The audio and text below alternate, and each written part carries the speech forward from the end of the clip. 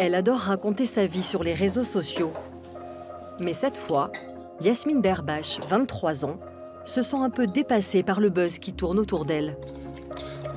Depuis plus d'un mois, la jeune femme qui se présentait comme une riche héritière est accusée par ses proches d'être une mythomane, doublée d'une voleuse. Beaucoup de gens ont menti et m'ont remis des choses dessus qui sont incroyables. Ces personnes-là sont des menteurs. Là, forcément, ils croient à un personnage sans cœur, sans émotion, une manipulatrice née. Et alors, en termes de plaintes, vous en avez combien sur le dos? Je sais pas, apparemment, certains me disent que j'en ai 8, d'autres me disent que j'en ai 4, d'autres me disent que j'en ai 100. Je ne crois personne. Sincèrement, je ne m'inquiète vraiment pas pour moi au niveau judiciaire parce que tout ce que on me remet sur le dos, le personnage qu'on essaie de faire croire aux gens est faux.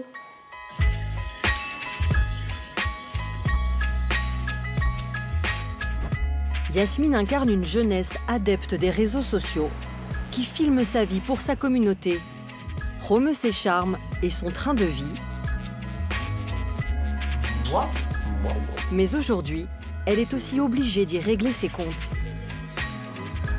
À l'origine du scandale, Sacha, son dernier petit ami. Candidat malheureux de The Voice en 2016, il publie un texte assassin le 18 avril dernier sur Instagram, dans lequel il accuse Yasmine de l'avoir volé. Cette fille se fait passer pour une personne issue d'une famille de millionnaires, afin de soutirer de l'argent à ses victimes, dont je fais partie. N'hésitez pas à partager ce post.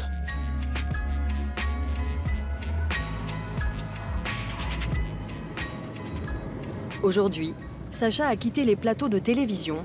Il est devenu chauffeur VTC. Il a rencontré Yasmine dans un bar lors d'un anniversaire.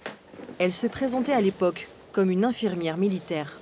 Moi, ce qui m'a plu chez elle, c'est qu'elle était gentille, elle était intelligente, elle était souriante, elle était... je vais pas tout dire, mais il y a eu un match, entre guillemets. J'avais aucune raison de me méfier, parce que tout venait naturellement, elle était, je sais pas... J'avais quelques doutes sur certaines choses, entre guillemets, mais je me disais qu'elle était juste mystérieuse, quoi.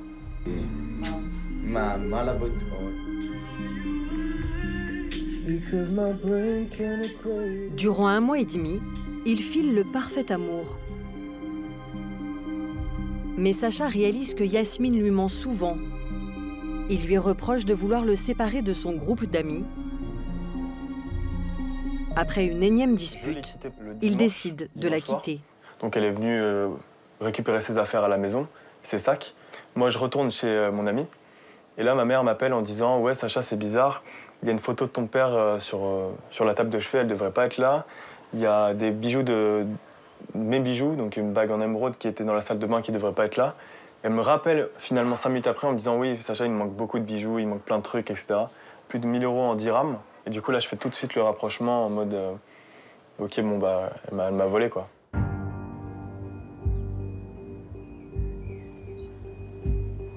Sacha est sous le choc, car l'argent et de nombreux bijoux appartenaient à son père, récemment décédé. Voilà, plein de bijoux. Enfin, c'est de l'or, c'est des pierres précieuses. Des pierres précieuses, voilà. Il y a une valeur sentimentale, bien sûr. Voilà, il y a une valeur financière, mais ces bijoux, on ne les aurait jamais vendus.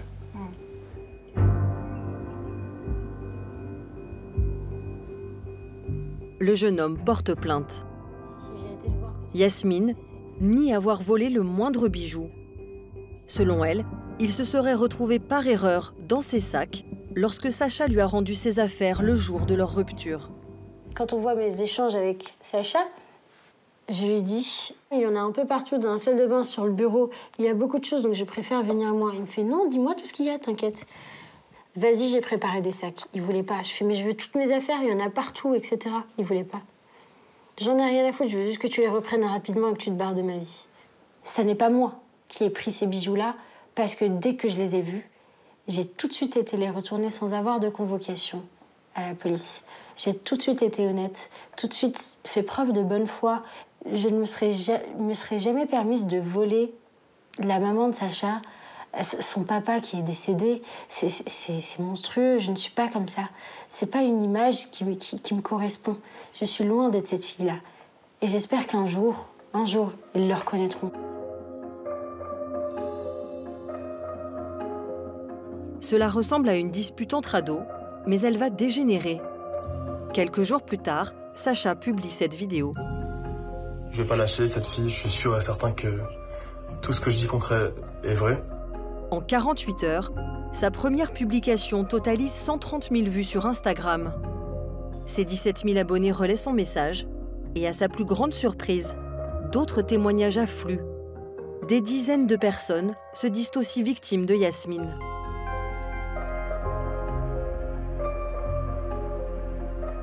J'ai été victime de cette fille également.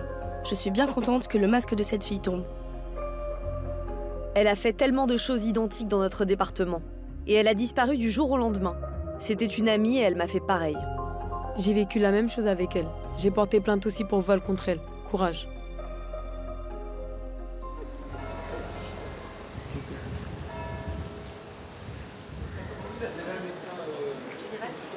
Son autrice, Laurane, 24 ans, étudiante en marketing. Elle a connu Yasmine au lycée et l'a hébergée chez elle pendant 2 mois fin 2020. Elle était hyper agréable, il n'y avait pas de... Franchement, hyper sociable, gentille, rigolote, avenante avec les gens. Aucun point négatif, en fait. Quand on la voit pour la première fois, on ne se pose pas de questions. À l'époque, Yasmine a tout juste 19 ans. Elle aime faire la fête et dépenser sans compter. Comme avec Sacha, elle prétend que pour elle, l'argent n'est pas un problème. Elle disait que son papa, il était assez riche, qu'il avait une grosse villa et tout. Après, elle disait aussi qu'il était décédé. Il y avait des choses, il n'y avait pas trop de cohérence, qu'elle ne l'avait jamais connu. Bien qu'elle se présente comme une riche héritière, Yasmine ne participe à aucun frais. C'est Laurane qui paye tout. Et lorsque Yasmine quitte enfin l'appartement, Laurane se rend compte qu'il lui manque de nombreux vêtements. Il manquait des robes, pantalons, etc. Et du coup, elle a dit « Ah, je sais pas, je regarderai, mais je pense pas. » Du coup, je lui ai redemandé au moins 4-5 fois d'affilée pour qu'au final, après, elle me les rende. Mais bon, elle me les a rendus tachés, abîmés, voilà. Et arrive un jour, en fait, la banque m'appelle, du coup, et elle me dit que, en fait, parce que j'ai jamais eu de soucis, j'ai jamais été à découvert ou quoi que ce soit, donc c'est pour ça que c'est la première fois qu'il m'appelait et qu'il me disait « Vous n'avez plus d'argent sur votre compte ». Il y avait pas mal de choses, en fait, du coup, qu'elle avait payées avec ma carte. Une location d'appartement au ski qu'elle aurait rendue dans un état déplorable. Des abonnements à des jeux en ligne, des abonnements téléphoniques et un billet de train pour Paris. Au total, près de 1 000 € de dépenses. Malgré sa plainte, Laurane n'a pas été remboursée et n'a plus jamais eu de nouvelles de Yasmine.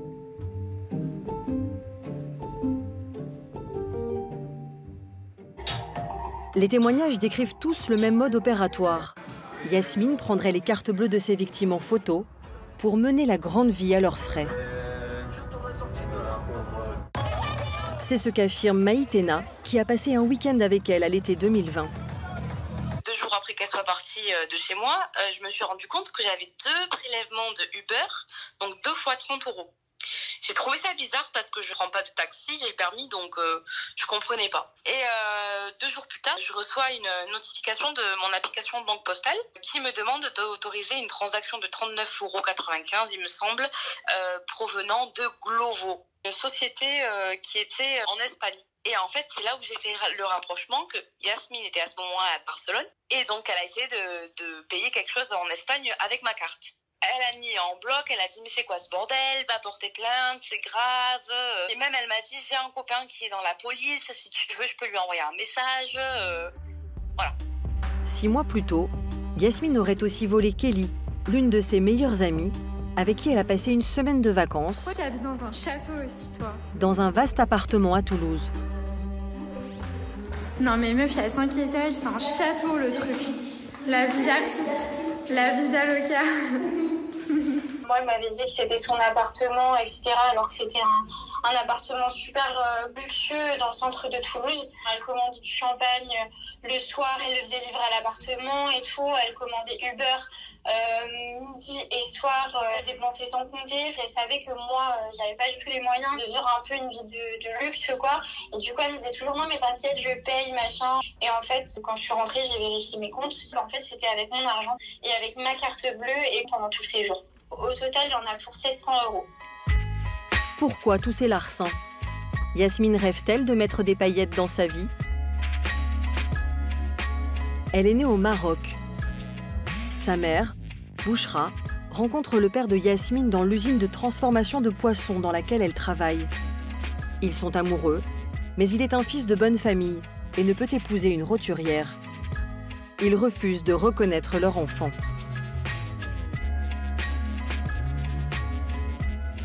Yasmine arrive en France à l'âge de 8 ans. Sa mère se marie avec Jean, qui devient son père adoptif.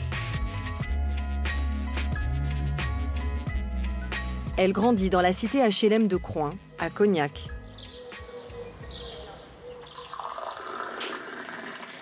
Bouchra n'est jamais retournée au Maroc. Ça, il faut attendre un petit peu. Aujourd'hui, elle vit du RSA et voit très peu sa fille aînée. Oui, elle est joyeuse, Yasmine, elle rigole tout le temps, tu vois. Mais il aime bien aider les gens, tu vois. Il a un grand cœur. Depuis qu'il est petit, hein, de toute façon.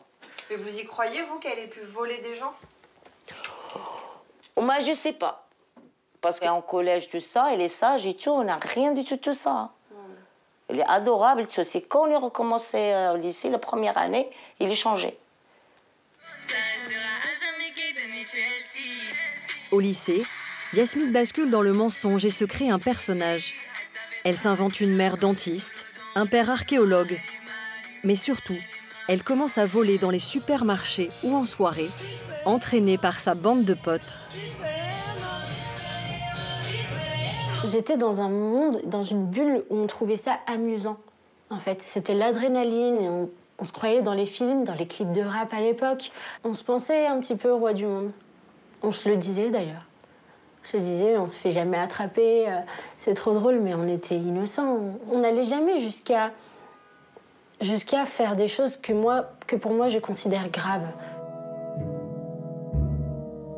Aurait-elle grandi avec un sentiment d'impunité? En 2019, elle quitte le lycée sans le bac et s'engage dans l'armée chez les parachutistes pour devenir infirmière. Mais le rythme est trop dur. Elle disparaît au bout de 7 mois, après avoir volé ses camarades de chambrée. Yasmine reconnaît ce vol et quelques autres, mais minimise la gravité des faits et le nombre de ses victimes. Je n'ai jamais cambriolé de maison, je n'ai jamais volé de voiture. J'ai volé 5 personnes en faisant ça. C'est-à-dire que j'ai pris la carte, enfin, je pense, la carte en photo, ou alors j'ai noté. Certes, c'est des bêtises. Certes, il ne faut vraiment pas faire ça parce que j'étais totalement aveuglée, vraiment. Mais si je volais à ce moment-là, c'est parce que je dépensais trop. Donc je n'avais plus d'argent. Sa demi-sœur, Nargis, 15 ans, vit avec leur mère. Elle n'a pas vu Yasmine depuis plus d'1 an. Elle a toujours voulu s'échapper de cette vie trop modeste. Justement en racontant des mensonges. Je t'emmènerai là-bas, je t'offrirai ça. Ce qu'elle n'a absolument jamais fait. Genre plein de choses comme ça. Elle l'a fait durant toute mon enfance. Du coup, maintenant, j'y crois plus. Je pense que Yasmine a honte de sa famille, a honte de nous. Elle a peur que les gens découvrent qu'elle vivait dans un HLM, qu'elle a peur que les gens découvrent que sa famille n'est pas riche et que, en vrai, elle est juste dans la moyenne. Yasmine quitte Cognac en 2020 et part vivre à Paris. Au gré des rencontres, elle intègre le milieu de la prostitution et devient escort girl, se laissant séduire par la promesse de l'argent facile. Elle gagne 400 € par rendez-vous, jusqu'à 6 800 € pour une nuit. Elle peut alors mener la grande vie dont elle a toujours rêvé. Shopping dans les magasins de luxe, hôtels et restaurants chics, et soirées VIP. Yasmine enchaîne aussi les voyages. Mexique, Caraïbes, États-Unis ou Costa Rica.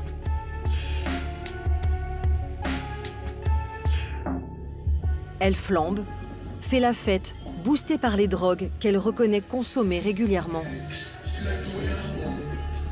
Malgré ce train de vie, elle n'aurait pas perdu ses mauvaises habitudes.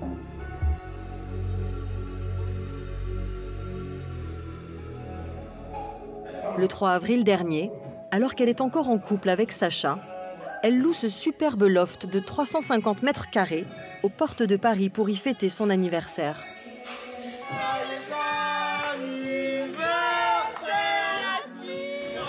Elle invite une cinquantaine d'amis pour 2 nuits de fête.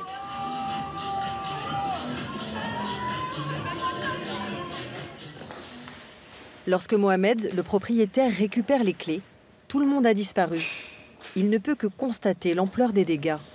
Vous avez les vestiges de ce qu'ils ont pu faire. Donc là, au niveau des canapés, vous pouvez le constater, c'est assez impressionnant. C'est de l'alcool. On a tenté, tant bien que mal, d'essayer de les rattraper un peu. Ici, vous avez un siège également qu'on a avec mon épouse Chiné, qui a complètement été saccagé, ruiné. Il y a une personne ici, en fait, qui s'est amusée à briser le placo. Tout a été saccagé. Des étagères arrachées. La porte de la salle de bain explosée. Ils ont cassé la porte. Voilà, l'escalier dessoudé. En fait, là, on a découvert ça. Et les garde-corps déboîtés. On a dû condamner, nous, l'accès aujourd'hui à cet espace pour les enfants. Très rangé. Mohamed s'est aussi fait voler de nombreux effets personnels. Donc là, en fait, ils ont absolument tout retourné. En gros, j'ai perdu vraiment tous mes habits de marque, notamment des polos de très grande marque et des chemises de grande marque. Voilà. Mais aussi plusieurs montres de valeur. Ça va jusqu'au bout. Cette fameuse demoiselle a expliqué aux gens que tous les effets qui composent ce logement sont voués à être détruits ou envoyés à la déchetterie. Que le propriétaire avait dit « servez-vous ». Ça n'a aucun sens, mais pourtant ça a été dit et je vous dis c'est assez incroyable. Le montant du préjudice s'élève à plus de 20 000 €. Mohamed avait pourtant pris les précautions d'usage avant de confirmer la location. Il est aujourd'hui bluffé par l'aplomb de la jeune femme. Ouais. Elle se fait passer pour quelqu'un qui a un bagage financier assez important. Pour preuve, vous pouvez le constater ici, Yasmine, Zurich, Switzerland. Elle n'habite pas du tout à Zurich. Bon, voilà. Elle est extrêmement fine. Nous serons 10 et sommes tous tombés sous le charme de votre loft, en espérant un retour favorable. Bonne journée à vous, Yasmine. Il y a une chose qu'on ne pourra pas lui enlever à cette demoiselle, c'est qu'elle sait très bien s'exprimer. Moi, je suis très exigeant sur l'écrit, sur le verbe, sur l'orthographe, sur... rien à dire. Alors qu'ils devaient se croiser pour la restitution des clés, Yasmine esquive le rendez-vous. Et elle m'explique qu'elle est partie brusquement car elle a eu une urgence et que ses amis sont restés pour nettoyer l'appartement. Dites-moi si tout est en ordre, s'il vous plaît. Voilà ce qu'elle me dit. Elle est quand même dotée d'un culot assez prononcé, cette demoiselle. À 23 ans, elle est extrêmement aguerrie. Mohamed a décidé de porter plainte. Pour se défendre, Yasmine a pris un avocat. Maître Nabil Boudi se dit serein face à toutes les accusations qui pèsent contre sa cliente. Ce que je peux vous dire aujourd'hui, c'est qu'elle n'a pas été convoquée par la police, elle n'a pas été placée en garde à vue, elle n'a pas été perquisitionnée. Donc si plainte il y a, elles n'ont pas encore été traitées. Et un traitement tardif des plaintes, en général, qu'est-ce que ça signifie d'un point de vue juridique et judiciaire? C'est classé sans suite. Depuis notre tournage, Yasmine nous a avoué avoir escroqué une dizaine de ses clients des soirées escortes en les faisant chanter. Entre 60 et 100 000 € avance-t-elle. À ce jour, aucun n'a porté plainte.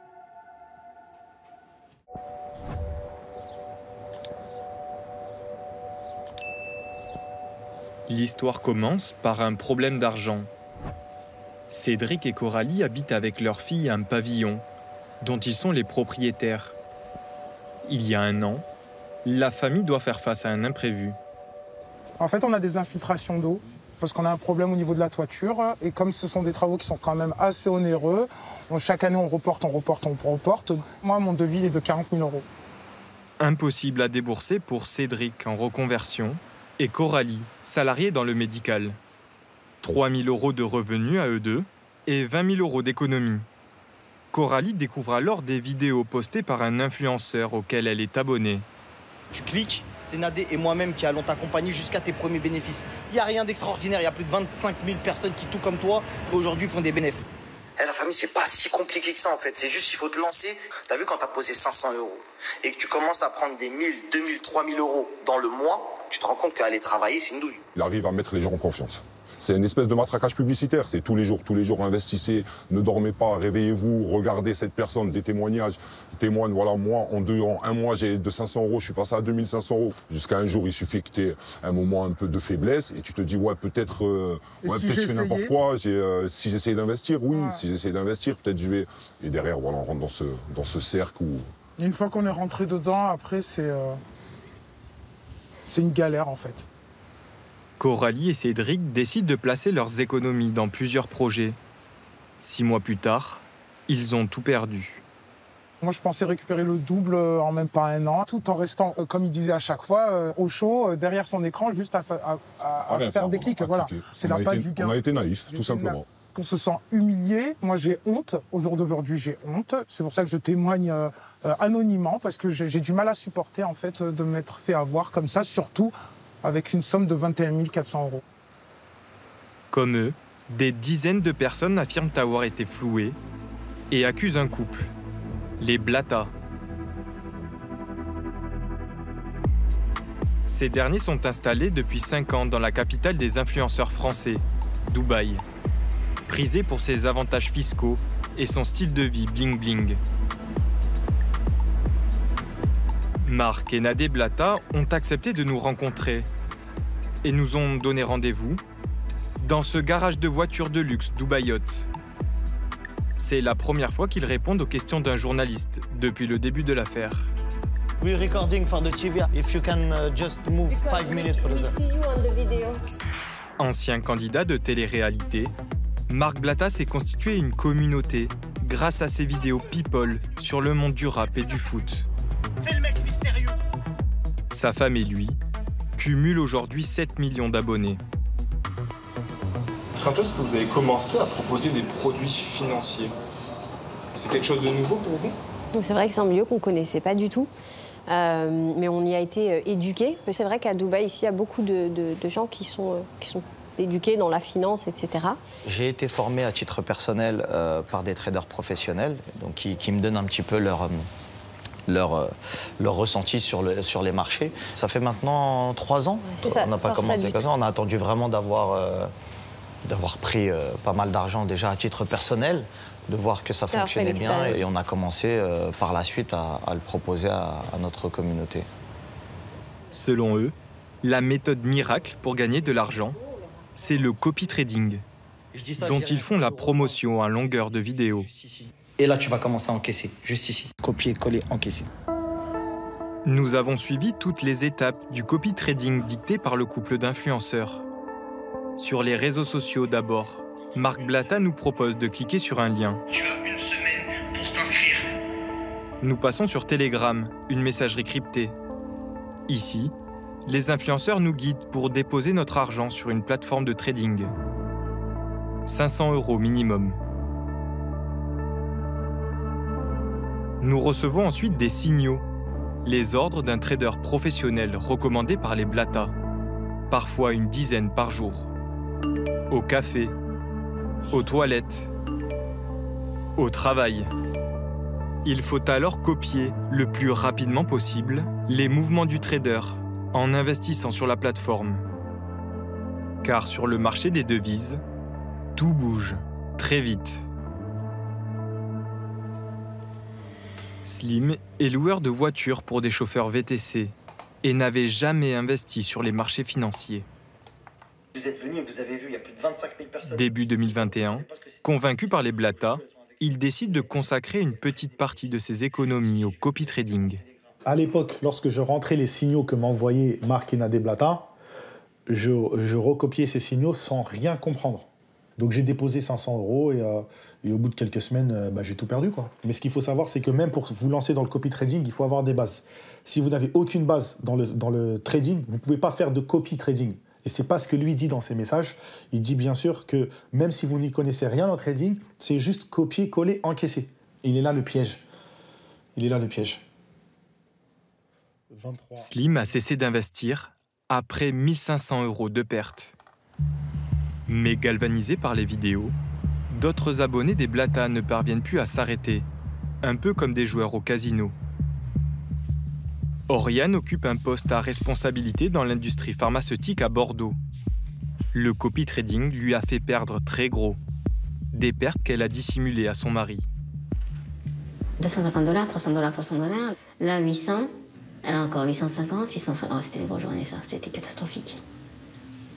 Aujourd'hui, sur le copy trading, vous avez perdu combien d'argent? Alors, environ 25 000 € sur 2 ans. Vous vous rendez compte des montants qui sont affichés? C'est qu'après coup, hein, parce qu'au final, quand ça passe, on se prend pas la tête, on calcule pas, on regarde pas. C'est qu'après coup. À plusieurs reprises, Oriane tente de décrocher, mais à chaque fois de nouvelles vidéos de Marc Blatta la rassurent et la font replonger. Je me suis dit, bon, attends, là, il a changé sa méthode. C'est une autre manière d'envoyer les trades, ça a l'air beaucoup plus carré, il y a moins d'erreurs. Et donc, à chaque fois, tu te dis, au prochain trade que je reçois, ça peut pas être encore négatif, donc je vais mettre un peu plus pour récupérer la perte d'avant. C'est très addictif.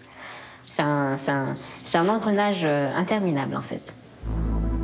Selon l'autorité des marchés financiers, 9 particuliers sur 10 perdent de l'argent sur ces plateformes de trading. En moyenne, 11 000 €. Les seuls qui gagnent à tous les coups, ce sont les Blatta. Pour chaque nouveau client qu'ils rabattent, la plateforme de trading leur verse une commission, entre 500 et 800 €. Mais qui sont les traders stars dont les Blatta disent partager les conseils? Ils ont été incapables de nous répondre. Selon nos informations, il s'agirait en fait de conseils parfois disponibles gratuitement sur Internet et que eux-mêmes ne suivraient pas. Autre problème, les Blatta semblent vendre des produits financiers comme on vendrait du rouge à lèvres. Pourtant, légalement, ils doivent communiquer sur les risques de manière claire et évidente. Est-ce que vous alertez sur les risques? On les a prévenus déjà sur nos réseaux sociaux dans un premier temps quand on leur dit qu'il y a des risques. Ensuite, quand ils rentrent sur le canal Telegram, où on a un disclaimer, c'est un texte qui explique très clairement que rentrer sur les marchés financiers, quels qu'ils soient, comporte des risques. Enfin, quand les personnes me parlent et me demandent s'il y a des risques, je leur ai dit absolument à tout moment que bien sûr qu'il y avait des risques, qu'il fallait faire attention. Nous avons voulu vérifier si les Blatta disaient vrai. Sur leur canal Telegram, il faut remonter tout en haut de la conversation pour trouver un avertissement. Nous avons ensuite visionné leur story, étalée sur plusieurs mois. D'abord, inscris-toi, fais ton inscription, fais ton... Seulement 4 messages de prévention. C'est pas sans risque, c'est pas magique, sinon j'aurais mis vraiment tapis sur copy trading. Contre des centaines de vidéos promotionnelles, avec le même slogan. Copier-coller, encaisser. Tu t'inscris et avec des copier-coller, tu encaisses de l'argent. En France, l'ARPP est chargée de la régulation de la publicité. Son champ d'action, les médias traditionnels, radio, télé, mais aussi depuis quelques années, les influenceurs. Donc là, on voit qu'il y a la collaboration. Ok, elle était bien indiquée. Mais elle est indiquée en fin de poste. Donc c'est améliorable. C'est améliorable, ouais. C'est ça. 40 000 contenus d'influenceurs sont aspirés chaque année par un logiciel pour être analysés. En 2022, l'autorité a constaté plus de 200 manquements, notamment lors de la promotion de produits financiers. Nous lui avons demandé de décrypter une des vidéos du couple Marc et Nadé Blatta. Je ne suis pas un influenceur qui fait une pub. Je suis ambassadeur, je me suis porté garant pour vous. Donc du coup, vous êtes, je mets des guillemets, sous ma protection. Ce qui veut dire que en fait, le lien entre le trader direct, moi j'ai son identité, j'ai son numéro, j'ai tout. Ce qui veut dire que demain il y a un problème pour chacun d'entre vous qui êtes là en train de trader. Et vous avez tout perdu, vous venez me voir moi, et c'est moi qui vais prendre vos patins pour demander des dommages s'il y a eu une douille. Vous avez tout compris. Le manquement, il est plus que caractérisé à ce stade. C'est qu'il fait une recommandation en stratégie d'investissement. Dès lors, il a des obligations à respecter. Il doit déjà être clair sur l'intérêt qu'il perçoit lui-même. Ça, c'est la réglementation européenne. Chose qu'il fait pas. Sur ce qu'il ne fait pas, il faut révéler aussi l'identité des traders, de ceux qui font ces recommandations. Là, on ne sait pas qui est le trader. Et surtout, il minimise complètement les risques. Il ne parle pas des risques. Et les risques sont élevés. On peut y perdre vraiment toute sa mise. Et là, il n'y a rien de tout ça qui est respecté. Donc, on est vraiment sur du pénal. On peut le qualifier comme pratique commerciale trompeuse, le fait de minimiser les risques, mais aussi c'est un délit d'exercice illégal de conseil en investissement financier qui peut aussi faire, donc qui est puni jusqu'à 5 ans d'emprisonnement, 375 000 € d'amende. C'est presque un cas d'école en fait. On est vraiment sur le manquement le plus évident. Depuis fin janvier, les Blata, ainsi que d'autres influenceurs, sont visés par une plainte pour abus de confiance et escroquerie, déposée par un collectif regroupant une centaine de victimes. À 6500 km de là, à Dubaï, les Blata affirment ne pas avoir de compte à rendre à la justice française. Selon le droit français, si vous faites de la pub à des Français, vous êtes condamnable en France. D'accord, mais je n'habite pas en France et je ne parle pas qu'à des Français. À quel moment on sait que c'est des Français ou quoi, à qui on s'adresse? Nous, on ne s'adresse pas qu'à des Français. On s'adresse en français à des francophones, notamment qui vivent ici, aux Émirats, qui vivent au Maghreb, partout en fait. Alors oui, on est peut-être suivis par des Français, mais nous ne sommes pas suivis que par des Français. Marc et Nadé Blata ont porté plainte contre le collectif pour dénonciation calomnieuse. Mais depuis Paris, leur avocat, Maître Lazareg, reconnaît que les influenceurs auraient pu faire preuve de davantage de rigueur. Mes clients sont tout à fait prêts à reconnaître qu'ils n'ont peut-être pas été aussi loin que le voudrait à la fois la législation et aussi, pourquoi pas, la morale. Peut-être ont-ils manqué un certain nombre d'obligations qu'ils se devaient d'avoir à l'égard de leurs abonnés. Ils en sont navrés. Le problème pour mes clients aujourd'hui, c'est qu'on est loin des accusations graves qui ont été portées à leur encontre. Parce qu'il y a une différence entre manquer aux droits de la consommation et être accusé d'infractions pénales telles que l'escroquerie et l'abus de confiance. C'est quand même quelque chose de tout à fait différent. Il y a un mois, suite à la plainte du collectif, Instagram a suspendu les comptes de Marc et Nadé Blata. Selon nos calculs, la promotion du copy trading aurait déjà rapporté au couple d'influenceurs plus d'1 million d'euros.